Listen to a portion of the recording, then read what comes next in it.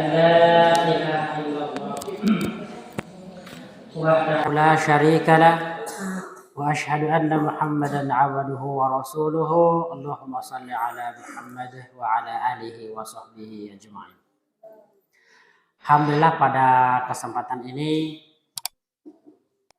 kita bersyukur kepada Allah Subhanahu wa taala yang masih memberikan kesempatan kesehatan kepada kita sehingga kita bisa berkumpul dalam rangka melaksanakan salah satu kewajiban kita, yaitu melaksanakan salat maghrib secara berjamaah. Tentunya kita sebagai muslim, sebagai orang yang beriman, yang senantiasa kita harus syukur adalah nikmat iman yang masih diberikan oleh Allah Subhanahu wa taala kepada kita. Mengapa nikmat iman senantiasa kita harus syukuri? Karena betapa banyaknya orang-orang, manusia secara umum, ya terlebih lagi secara khusus orang-orang yang mengaku yang beriman kepada Allah, ya. Tetapi mereka sangat berat melangkahkan kakinya, maka bersyukurlah kita karena kita termasuk orang-orang yang dimudahkan langkah kaki kita menuju ke rumah Allah Subhanahu wa taala. Karena ketika orang-orang mendatangi panggilan Allah Subhanahu wa taala, maka tentunya ini bukan panggilan biasa, ya, bukan panggilan biasa, tetapi ini dikhususkan dipanggil orang-orang yang beriman kepada Allah. Karena ketika Allah Subhanahu wa taala memanggil, mengundang kita, maka tentunya Allah Subhanahu wa taala menyediakan tentunya yang kita harapkan ada ampunan Allah. Jangankan kita menjalankan sholat maghrib secara berjamaah, wudhu pun, ya, dapat menghapuskan dosa-dosa yang kita lakukan ketika kita melaksanakan atau menyempurnakan wudhu sesuai dengan apa yang dicontohkan oleh Rasulullah SAW.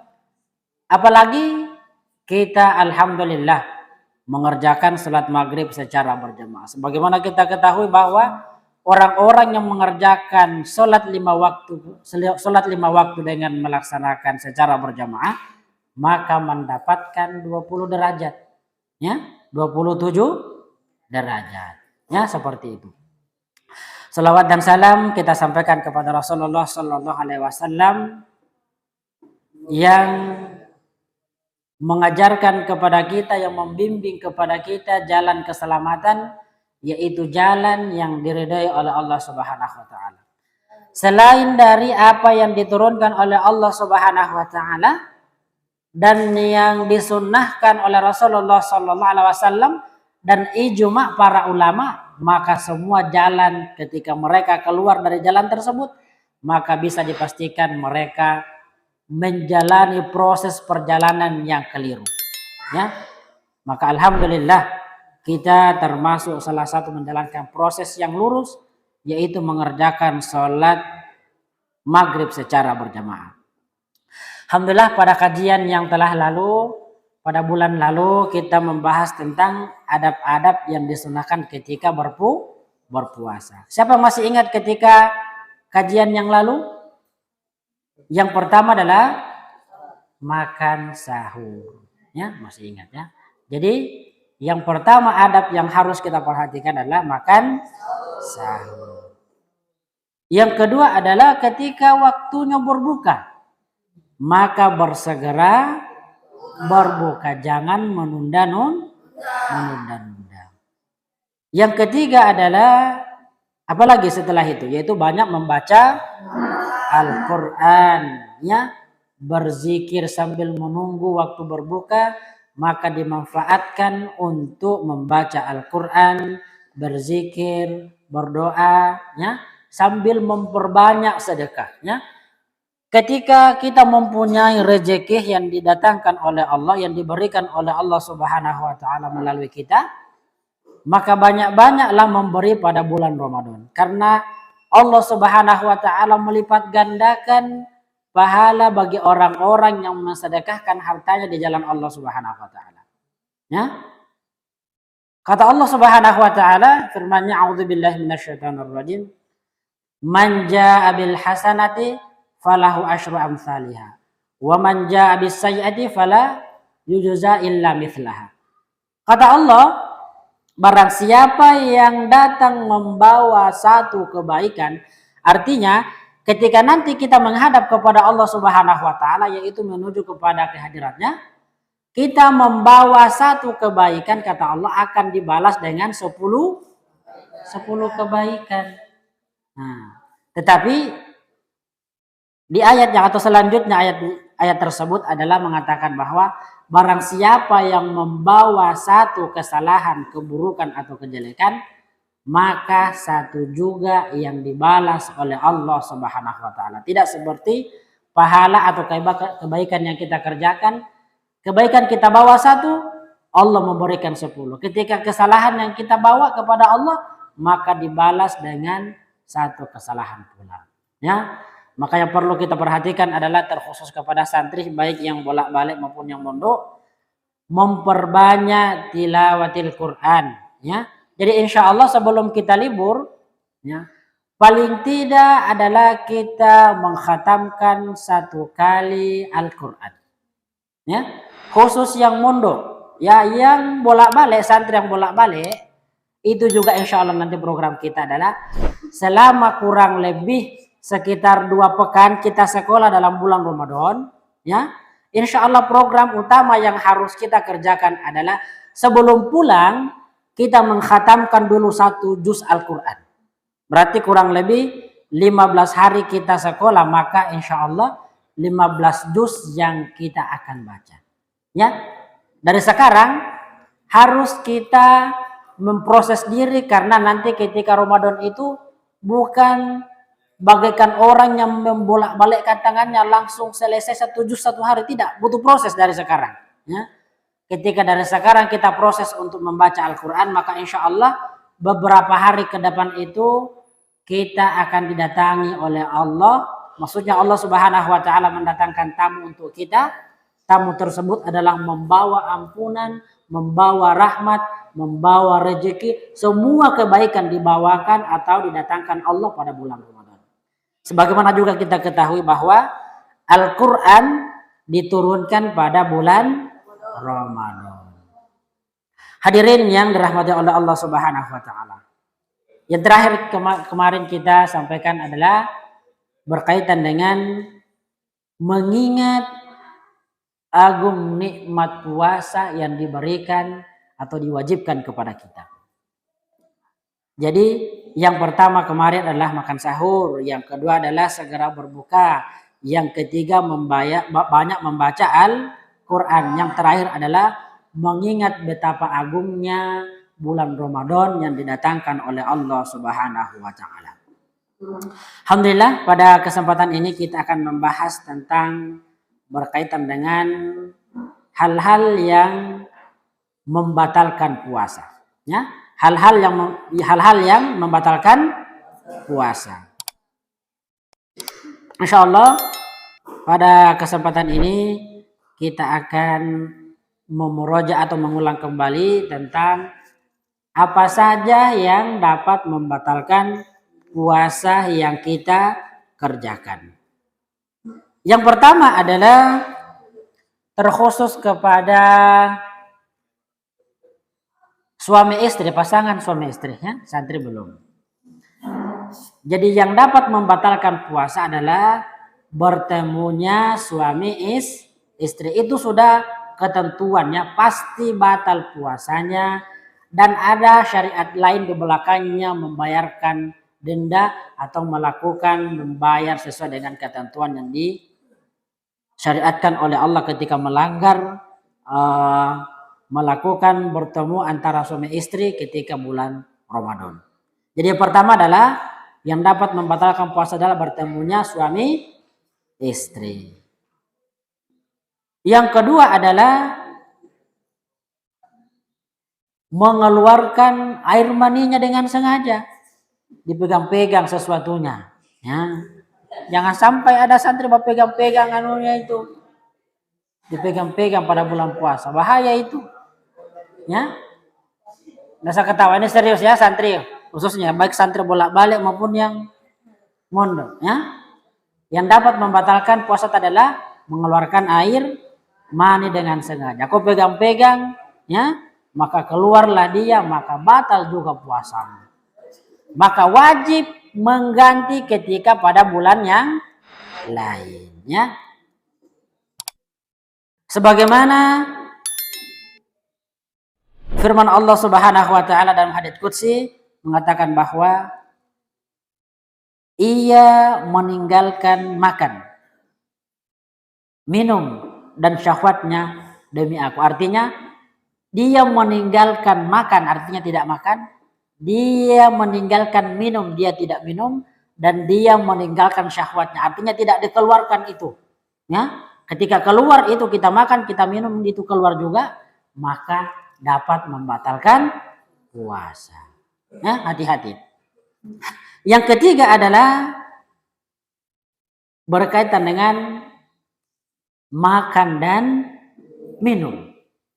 Sebagaimana dalam surah Al-Baqarah ayat 187, sebagaimana firman Allah Subhanahu wa taala artinya mengatakan bahwa makan minumlah sehingga terang bagimu benang putih dan benang hitam, yaitu fajar. Kemudian sempurnakanlah puasa itu sampai datang malam. Ya, jadi hal-hal yang kita harus hindari adalah makan dan minum. Ya, yang keempat adalah sesuatu yang bisa disebut semakna dengan makanan dan minuman. Jadi begini, ada penjelasan para ulama atau para ustadz ya, dia mengatakan bahwa hatta batu atau kerikil yang memasuki di tenggorokan kita, maka itu dapat membatalkan puasa. Hatta kerikil atau pasir yang melalui kerongkongan kita masuk ke dalam perut, itu juga membatalkan puasa. Jadi begini, terus kepada santri, hati-hati dalam menggunakan siwak atau sikat gigi ketika puasa siang hari. Hati-hati, ya. Lebih baik kita menghindari yang dapat membatalkan puasa, karena biasanya sisa-sisa yang ada di mulut kita itu kita sudah buang liur kita, tapi masih ada rasa-rasa yang dapat kita telan, maka berhati-hati menggunakan pasta gigi ketika bulan puasa. Lebih baik itu bau mulut, keluar sedikit hawa-hawa yang kurang sedap, tidak mengenakan, dibandingkan dengan menyikat gigi yang dapat membatalkan puasa secara kita tidak sadar. Ya, kan berbahaya. Lebih baik kita mengeluarkan hawa yang kurang sedap, kurang enak ketika dicium, dibandingkan dengan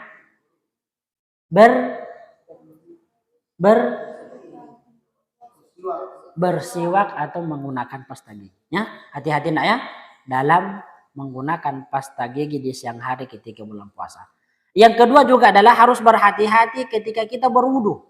Nah, biasanya ketika kita berwudu itu kan disunahkan istinsyak dan istinsyar ya, dimasukkan ke dalam hidung air, ya itu hati-hati juga. Jangan sampai masuk dalam hidung langsung terus ke bawah, batal puasa itu. Jadi bagaimana caranya supaya kita tidak terlalu banyak bersentuhan dengan menggunakan air melalui hidung maupun melalui mulutnya ketika berwudu, ketika berkumur-kumur dan memasukkan air ke dalam hidung. Itu harus hati-hati, karena dibilang ulama itu hatta batu kerikil yang melalui kerongkongan maka dapat membatalkan puasa. Ya, hati-hati ketika berupa air ya, karena kita bisa saja tidak menyadarinya ketika dalam keadaan berpuasa dan kita berwudu maupun berkaitan dengan hal-hal yang melalui kerongkongan yang ada pada diri kita masing-masing. Yang selanjutnya adalah yang dapat membatalkan puasa. Yang kelima itu mengeluarkan darah dengan cara berbekam. Hati-hati. Jadi ketika bulan puasa diusahakan semaksimal mungkin untuk tidak berbekam ketika bulan puasa. Terkhusus kepada orang-orang yang terbiasa berbekam, ya hindarilah ya. Dihindari berbekam karena mengeluarkan darah secara sengaja. Sebagaimana sabda Rasulullah sallallahu alaihi wasallam yang diriwayatkan oleh Ahmad, Abu Daud dan berasal dari hadis yang Shaddad bin Aus. Yang artinya mengatakan bahwa orang yang membekam dan yang dibekam berarti ia telah berbuka. Ini kan keras hadisnya ya. Orang yang dibekam dan berbekam maka berarti ia telah berbuka puasa. Berarti batal puasanya. Ini hadis yang diriwayatkan oleh Ahmad, Abu Daud yang berasal dari Shaddad bin Aus. Jadi yang kelima tadi adalah mengeluarkan darah dengan cara berbekam. Jadi hati-hati. Nah, jangan sampai kita berbekam di siang hari karena hadisnya Rasulullah mengatakan seperti itu. Berbekam maupun yang dibekam berarti telah ia berbuka, berarti batal puasanya. Yang keenam adalah muntah dengan sengaja. Jadi bagaimana Ustadz kalau kita umpamanya bulan puasa pulang ke kampung tetapi kita mabuk, bagaimana itu Ustadz? Kira-kira bagaimana itu? Ya, karena posisinya adalah muntah dengan sengaja. Jadi begini, ada syariat yang diturunkan oleh Allah Subhanahu wa taala kepada kita ketika bulan puasa dan mengadakan perjalanan. Ya. Ketika kita safar, kita bisa tidak berpuasa. Ya, ketika dalam perjalanan. Tetapi ya akan diganti ketika bulan lain. Tetapi ketika kita mampu untuk umpamanya perjalanan dari Toli-Toli menuju ke Sulawesi Barat, ya, kita mampu untuk berpuasa itu lebih baik, ya. Atau dari sini ke Buol, ya, ia mampu menjalankan puasa dengan ia bersafar atau pulang kampung, maka itu lebih baik ketika ia mampu menjalankan puasa ketika dia pulang ke kampung masing-masing. Jadi pertanyaannya tadi bagaimana kalau kita mabuk Ustaz, muntah-muntah? Jadi begini, ketika kita dalam posisi berpuasa dan kita dalam keadaan mabuk, ya mabuk karena dibawa kendaraannya, ketika kita mampu untuk berpuasa maka dilanjutkan karena insya Allah puasa kita tidak batal. Karena bukan kesengajaan, tetapi ketika sudah loyo, semua isi perut keluar dari mulut, ya bukan keluar dari bawah, ya. Maka itu kita bisa batalkan ketika kita sudah loyo, ya, keluar semua isinya. Tapi tadi ketika kita mampu melanjutkan berpuasa maka itu lebih baik. Jadi yang membatalkan puasa adalah muntah dengan sengaja. Contohnya, ya dikorek-korek mulutnya akhirnya keluar. Ya, kenapa dia dikorek-korek mulutnya? Karena dia mau batal puasanya. Yang terakhir adalah ini bagi perempuan. Keluarnya darah haid dan nifas. Ya, darah haid adalah darah yang sering keluar bagi wanita normal ketika tiap bulannya paling tidak dalam 1 bulan itu 1 kali melakukan atau mengalami yang namanya haid. Nifas adalah darah setelah orang melahirkan, biasanya normalnya adalah sampai bersih betul itu 40 hari. Ketika bulan puasa ada melahirkan, ada yang haid, maka itu juga dapat membatalkan puasa atau tidak sah puasanya ketika dalam keadaan nifas, ya, dan juga dalam keadaan haid. Umpamanya bagaimana Ustaz kalau kita berpuasa pada siang hari sudah mau berbuka 5 menit sebelum berbuka keluar dia, ya tetap batal puasanya, ya tetap batal puasanya dan diganti ketika bulan yang lain.